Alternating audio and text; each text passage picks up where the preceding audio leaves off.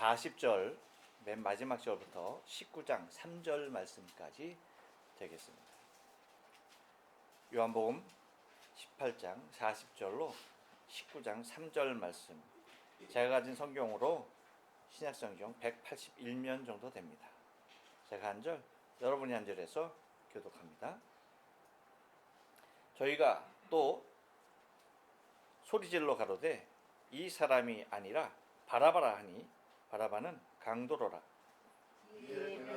예수를 데려다가 채찍질하더라. 군병이 가시로 면류관을 엮어 그 머리에 씌우고 자색옷을 입히고 앞에 와서 가로되 유대인의 왕이여 평안을 찾아라 하며 손바닥으로 때리더라. 아멘. 예, 오늘 요한복음 18장 40절로 19장 3절 말씀을 가지고 당신도 가해자입니다 라는 제목으로 말씀을 전합니다.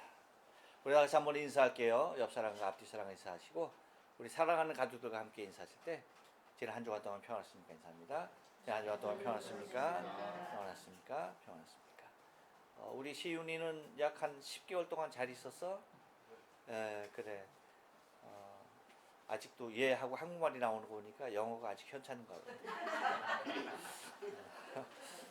그래. 아무튼 건강한 모습으로 올 수 있어 너무나 감사하고요. 예, 고맙습니다. 지금으로부터 만 17년 전입니다. 이용범 집사님께서 2005년에, 그러니까 5월부터 시작해서 약 한 3개월 이상 저 오키나와로부터 시작해서 홋카이도까지 일본 열도를 걸어서 종단을 했습니다. 별로 놀라지도 않아.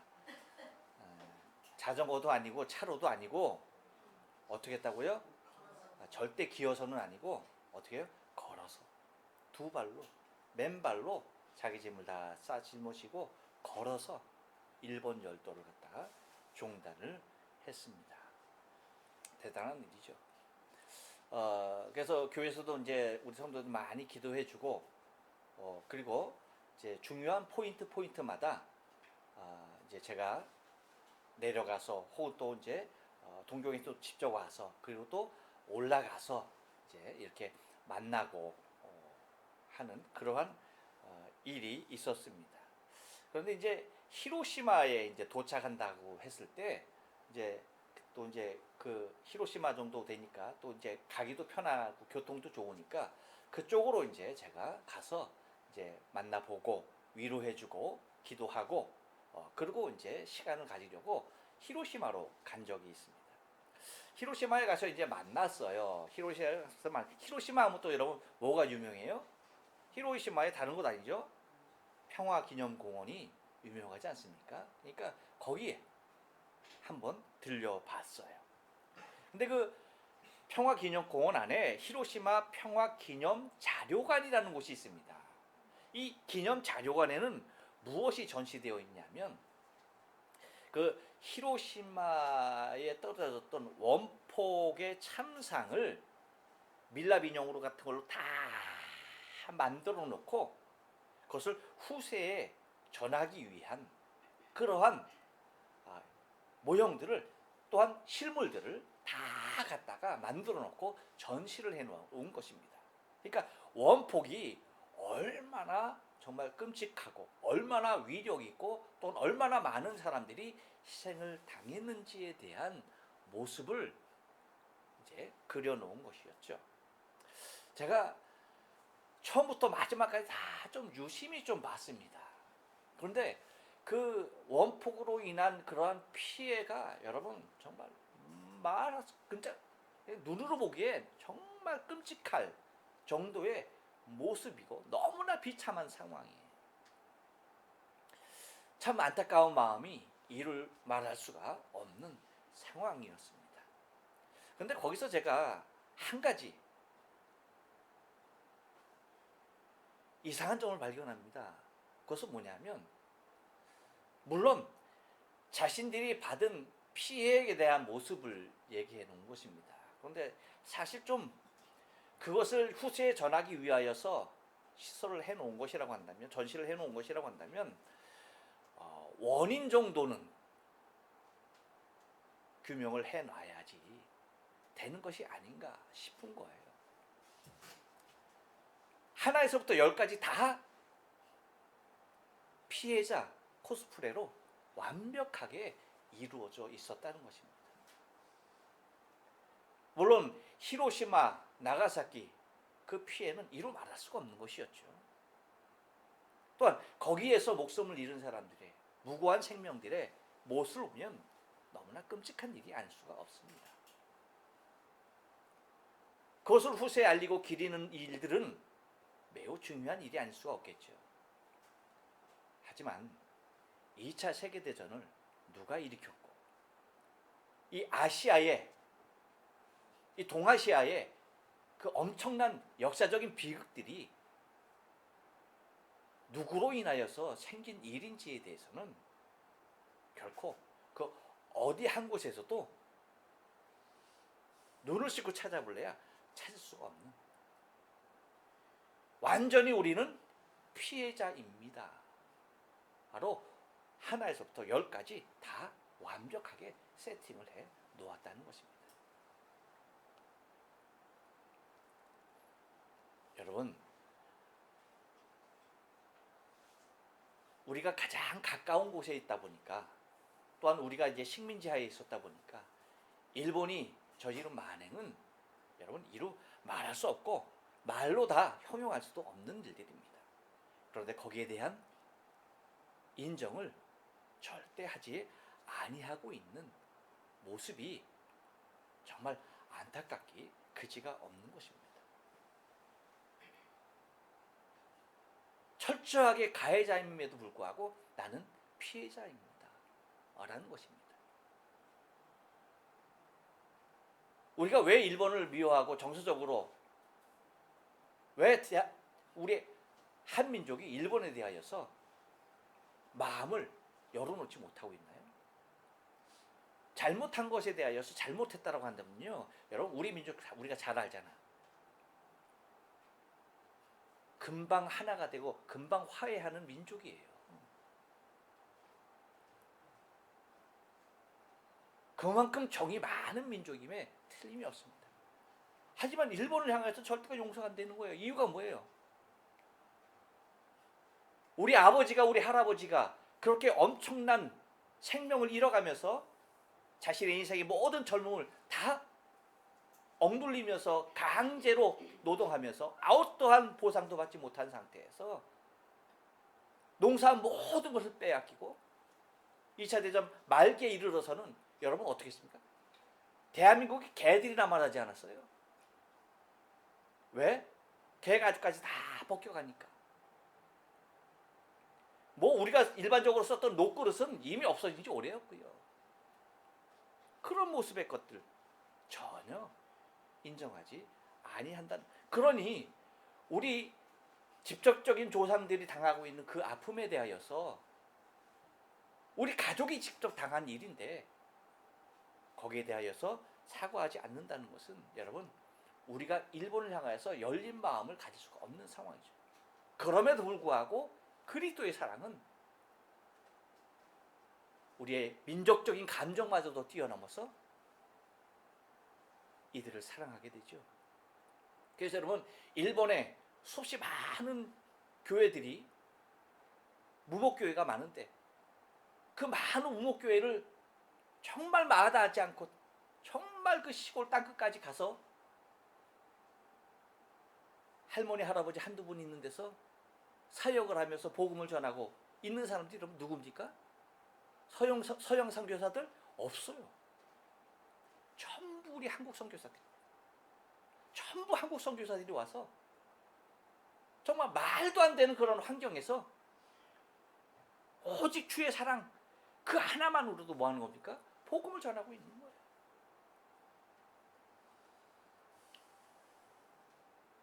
나는 가해자입니다라고 말을 해야 하는 그들에게 있어서 나는 피해자입니다라고 말을 하고 있는 그들이 밉지 않을 수는 없는 것입니다.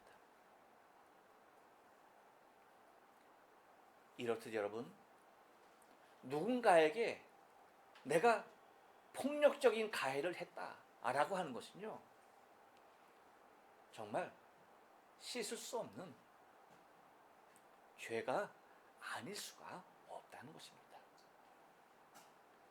그런데 오늘 본문의 내용에도 보면요, 예수 그리스도 한 분을 앞에다 두고 모든 주변에 있는 모든 사람들이 하나같이 달려들어 아무런 죄가 없으신 예수를 향하여서 폭력을 행사하는 모습들을 우리는 오늘 본문을 통해서 바라보게 되는 것입니다. 그래서 오늘 본문에 나오는 이 인물들을 우리가 바라보면서 그들도 가해자이고 결론적으로 나도 여러분도 다 가해자인 사실을 우리가 바라보지 아니하고 고백하지 아니하면 안 되는 우리 신앙의 모습을 좀 살펴보길 원하는데요. 당신도 가해자라고 할 때 한 번 더 따라서 합니다. 유대인입니다. 유대인도 철저한 가해자의 모습으로 드러나고 있는데요. 40절 말씀, 18장 40절 말씀 우리 다 같이 한번 읽어볼게요. 시작. 저희가 또 소리질러 가로되 이 사람이 아니라 바라바라 하니 바라바는 강도로라. 예, 여러분, 유대인들은, 이스라엘 백성들은 말라기 선지자를 끝으로 해서 400년간 이스라엘을 향하여서 침묵하고 계시는 하나님의 침묵은 늘 선지자를 보내서 하나님의 말씀을 전했고 뜻을 전했던 그러한 상황에 익숙했던 이스라엘 백성들에게는 400년의 침묵이라고 하는 것은 너무나 견디기 힘든 시간이 아닐 수가 없었습니다. 더군다나 그들의 환경이 좋은 환경이라고 한다면 그렇게 사모할 이유가 없죠. 근데 여러분, 지금 상황이 어떻습니까? 너무나 비참한 상황이거든요. 로마의 압제 아래에 있을 수밖에 없는 안타까운 상태이거든요. 그러한 상황 속에서 하나님의 침묵은 견딜 수가 없었던 것이죠. 그런데 여러분, 또한 뭡니까? 그 긴 침묵을 깨고 나타난 세례 요한, 얼마나 많은 기대를 했습니까? 그래서 얼마나 많은 사람들이 몰려와서 세례를 받습니까? 그런데 어떤 일이 일어나요? 헤로디아에 의해서 처참하게 목이 베이는 참수형을 당하고야 맙니다. 혹여나 했던 그 신락 같은 기대감도 곧 좌절로 바뀌고야 말았다라고 하는 것이죠. 이 당시의 유대인들로서는, 이스라엘 백성으로서는 모세를 통하여 이스라엘을 그 애굽에서 종살이했던 그 애굽에서 이끌어냈듯이 자신들을 구원할 메시아를 기다리고 있는 상태였던 것이죠. 그래서 이제나 오실까 저제나 오실까 라고서 메시아를 간절히 기다렸던 그 모습 속에 세례 요한이 와서 선포하죠. 내 뒤에 오신 분이는 나보다 능력이 있어서 나는 그의 신들 베풀기도 감당하지 못하겠노라. 나는 물로써 세례를 주거니와 그는 성령으로 세례를 줄 것이다 라고 하면서 하나님의 어린 양이다, 세상 죄를 지고 가는 하나님의 어린 양이다 라고 하면서 그의 메시아임을 힘써 전하고 강조하였음에도, 또한 예수께서 오셔서 수없이 많은 기적을 베푸시며 능력을 행하였음에도 불구하고 그들이 바라봤던 예수의 모습은 절대 그런 메시아로서가 아닌 죄인으로서 죽어야 할 대상이 되어버리고야 말았던 것이죠. 이유가 뭡니까? 이유는 다른 데 있지 않아요.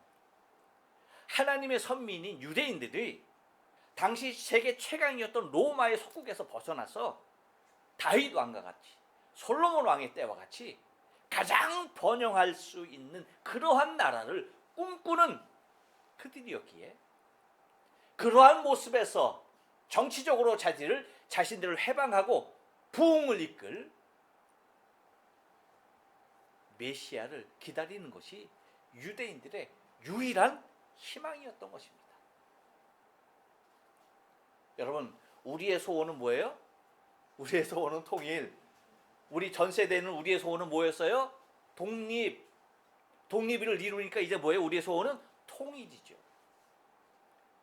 그런데 이 당시 유대인들은 우리의 소원은 뭐예요? 독립. 꿈에도 소원은 뭐예요? 독립. 메시아가 나와서 그 독립을 이루는 것을 꿈꿔왔던 것입니다. 그런데 예수의 모습은 어떻습니까? 가장 비천하고 가장 힘이 없고 가장 연약한 자들을 돌보며 그들의 소원을 이루며 그들을 치유하며, 곧 다시 말하면 정치적인 모습과는 전혀 연관되지 아니하는 모습의 그리스도가 메시아일 리가 없다는 것이죠. 오히려 지금의 기존의 세력인 종교 지도자들의 권위만을 무너뜨리는 아주 적대 세력으로 당시 권세자들에게 눈 밖에 날 수밖에 없는 그러한 상황이었던 것을 바라보게 됩니다. 그렇기 때문에 하나님께서 그들의 기다림에 독생자 예수 그리스도를 보내셨지만 그들의 선택은 뭡니까? 예수가 아닌 강도 바라바였던 것입니다. 그들이 바라바를 선택한 이유는 바라바가 자신을 구원할 메시아여서가 아니라 메시아이신 그리스도 예수를 죽이기 위한 일이었던 것입니다. 여러분, 여기서 우리가 바라봐야 할 것이 있습니다. 뭡니까? 군중의 소리에 이끌리면 하나님의 세미한 음성을 듣지 못한다는 거예요.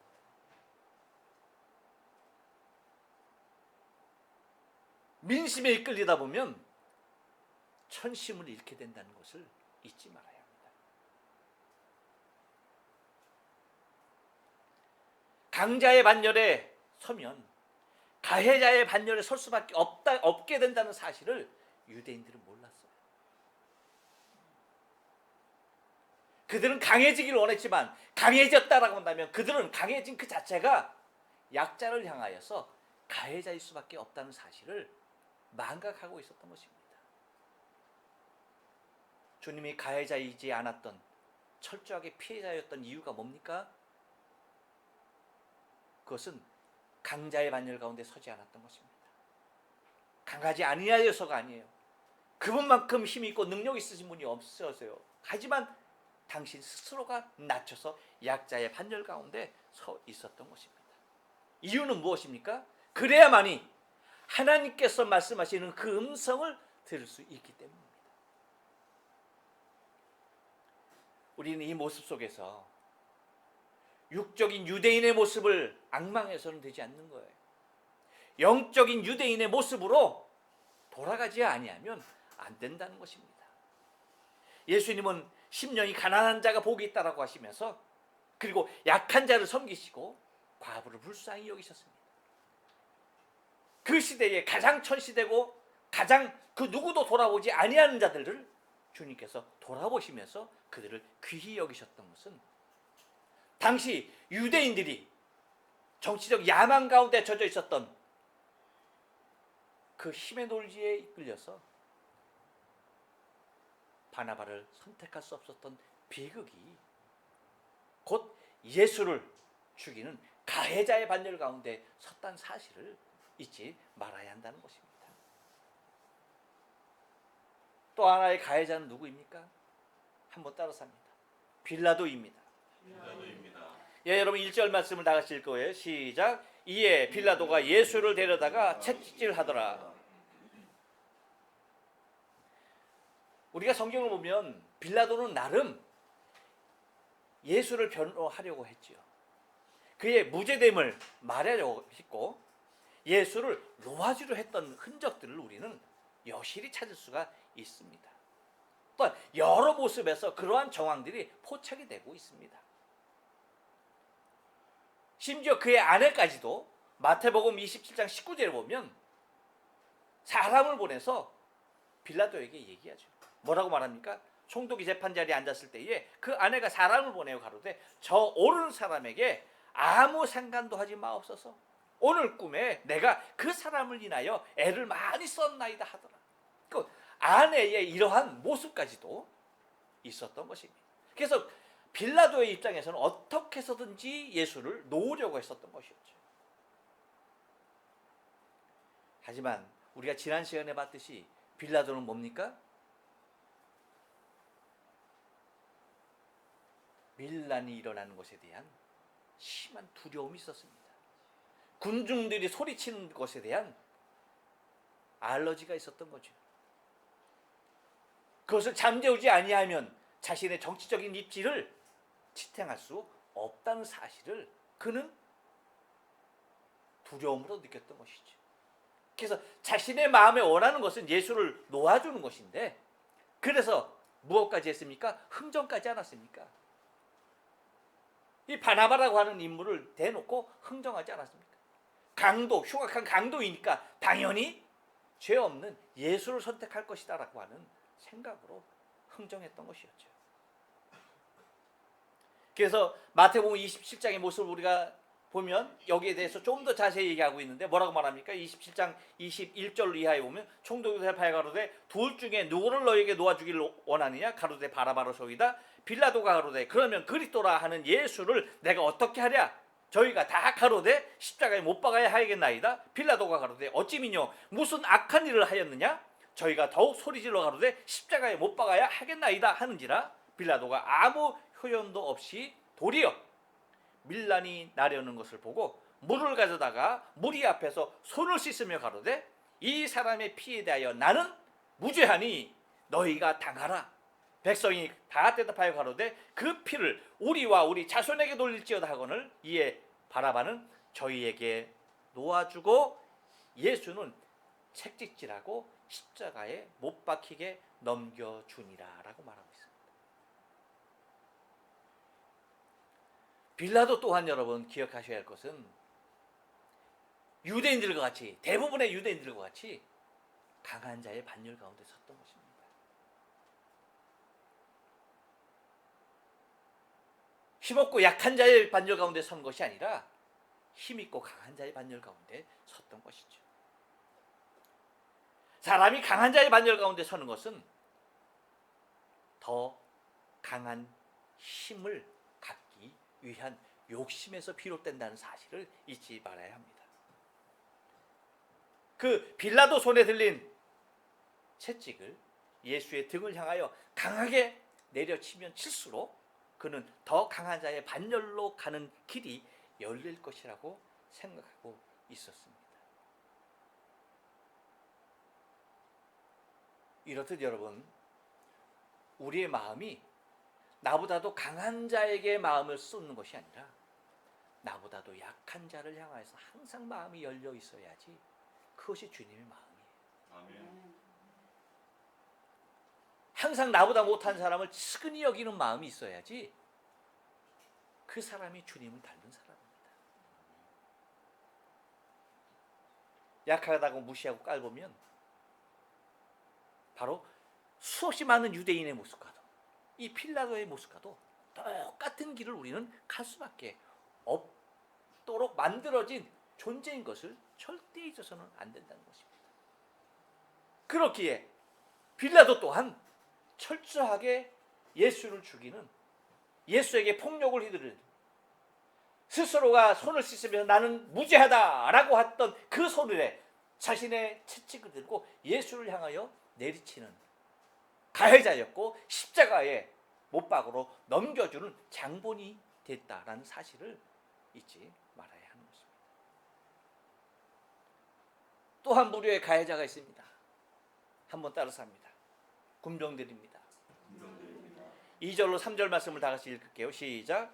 군병들이 가시로 면류관을 엮어 그의 머리에 씌우고 자색 옷을 입히고 앞에 와서 가로되 유대인의 왕이여 평안할지어다 하며 손바닥으로 때리더라. 이거는 여러분, 이 군병들은 지배력을 맛본 무리들입니다. 사람이 여러분 지배력을 맛보면요, 이게 마약보다도 더 강한 중독성이 있는 거예요. 묘한 것입니다. 로마인의 병사로서 부여받은 절대적 힘과 보호가 그들에게는 보장이 돼 있었어요. 그렇기 때문에 약자를 향하여서 아주 무참할 정도로 짓밟아도 된다라고 하는 의식이, 또한 그것을 통하여서 자신들이 받는 쾌락이 엄청 컸다는 것입니다. 여러분, 지금도 미군은 세계의 경찰로서 세계 방방곡곡에 다 있습니다. 중요한 요새는 미군들이 다 주둔해 있어요. 우리나라에도 미군이 있고 일본에도 미군이 있죠. 근데 여러분, 미군들이 가끔 사고를 저지르죠. 아주 기고만장합니다. 이유가 뭔지 아세요? 그 나라의 법에 대한 저촉을 받지 않아. 그래서 뭐예요? 미국 법에 다스리겠다는 거예요. 그러면서까지 그들을 보호해요.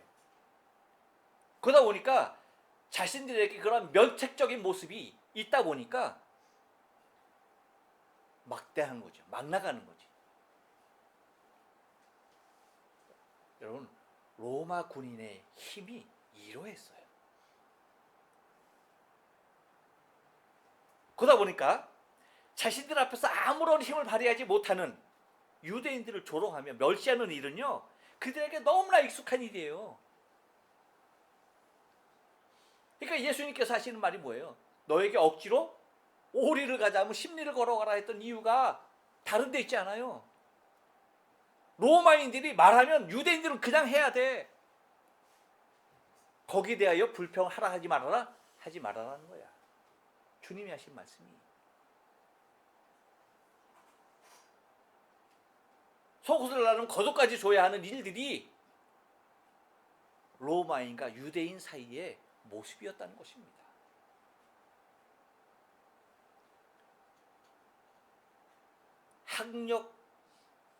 학교 폭력, 여러분 유명하죠. 흔히 말하는 일진. 걔들이 여러분 왜 그런지 아세요? 한번 자기보다 약한 애들을 한번 집단으로 괴롭혀 봤어. 근데 그 맛이 짭짤해. 그러니까 그 일들을 멈출 수가 없는 거예요.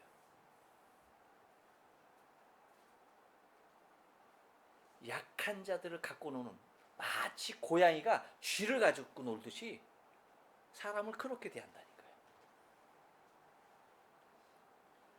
그러니까 지금 자신들 앞에 끌려온 힘없는 유대인 하나쯤은 얼마든지 거기에 맞게끔 희롱할 수 있다는 겁니다. 그래서 예수님을 어떻게 했던 거예요? 가시관을 만들어서 머리에 씌우죠. 그리고 홍포를 입히죠. 그러면서 얘기하는 것이 뭐예요? 유대인의 왕이여 라고서 조롱하는 것입니다.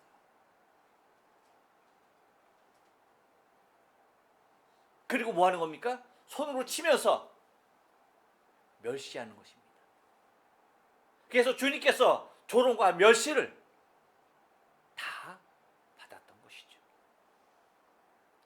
여러분, 기억해야 할 것은 나 자신이 이런 것에 길들여지면 안 되는 거예요.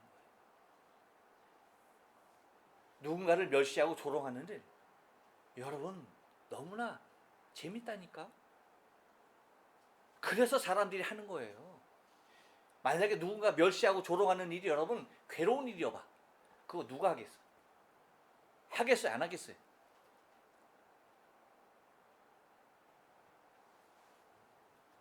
기억해야 합니다.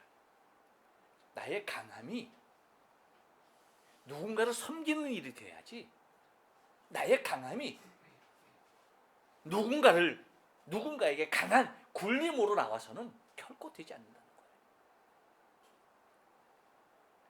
예수님처럼 능력 있으시고 예수님처럼 힘 있는 분이 어디 있습니까? 그런데 가장 약한 자의 모습으로 계셨던 것이죠. 그래서 세례 요한의 표현이 뭐예요? 세상 죄를 지고 가는 하나님의 어린 양이다 라고 하면서 가장 약한 자로 묘사하고 있지 않습니까? 가장 강하신 분을 가장 약한 자로 묘사하고 있는 이유가 다른 데 있지 않은 것입니다. 당신의 전능하신 그 힘이 가장 낮은 자의 모습으로 죄인들의 죄를 사하는, 희생당하는 어린 양으로서의 모습으로 있다는 사실입니다. 이렇듯 군병들 또한 가해자였습니다. 또 한 부류의 가해자가 있습니다. 이건 옆 사람에게 얘기해 줍니다. 당신입니다. 찝찝해요? 다시, 바로 당신입니다.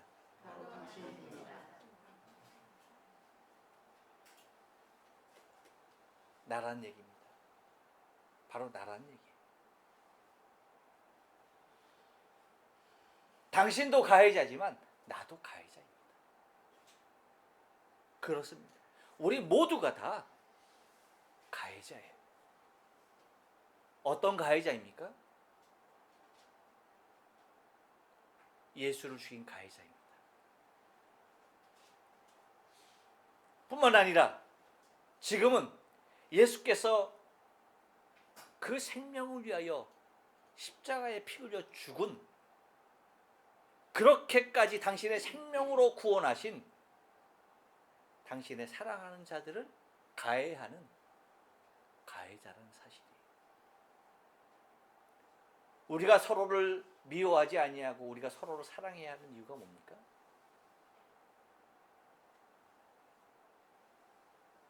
제가 여러분을 사랑하고 여러분이 저를 사랑해야 하는 이유가 뭡니까?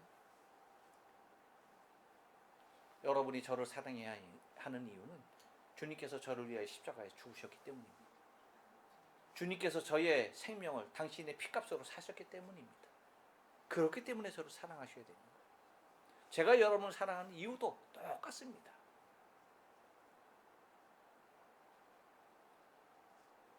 예뻐서 사랑한 줄 알면 큰일 나요. 뭐예요? 주님께서 여러분들을 위하여서 십자가에서 죽으셨기 때문입니다. 여러분들이 주님의 사랑을 극진히 받는 사람들이기에 사랑하지 아니하면 안 되는 것입니다. 곧 유대인만이 아닌 빌라도와 군병들만도 아닌 우리 모두가 예수를 죽인 가해자임을 잊지 말아야 합니다. 그들은 폭력으로 예수를 가해했다면 지금 우리는 무엇으로 예수를 가해하고 있습니까?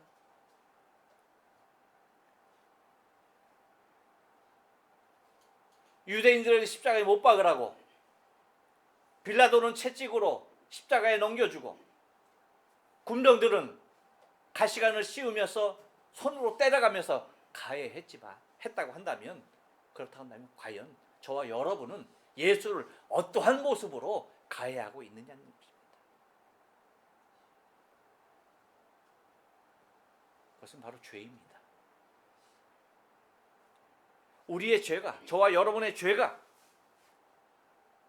예수를 가해하고 있는 것입니다.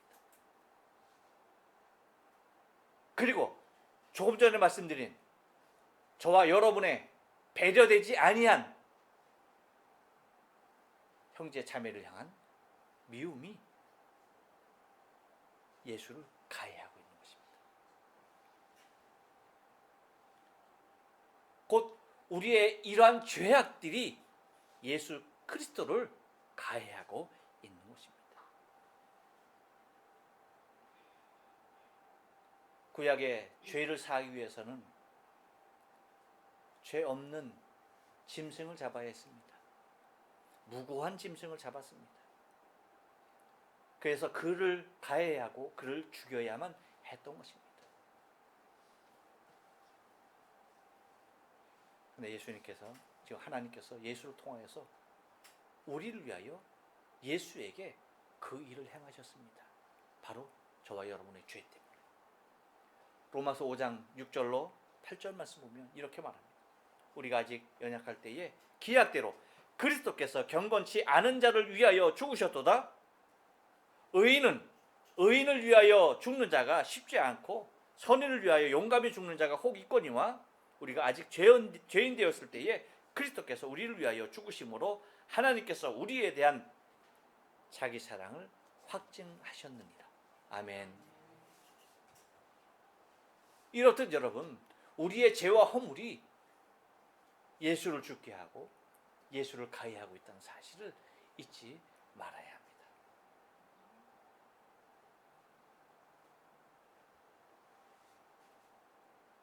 당신만이 아닌 나도 가해자입니다.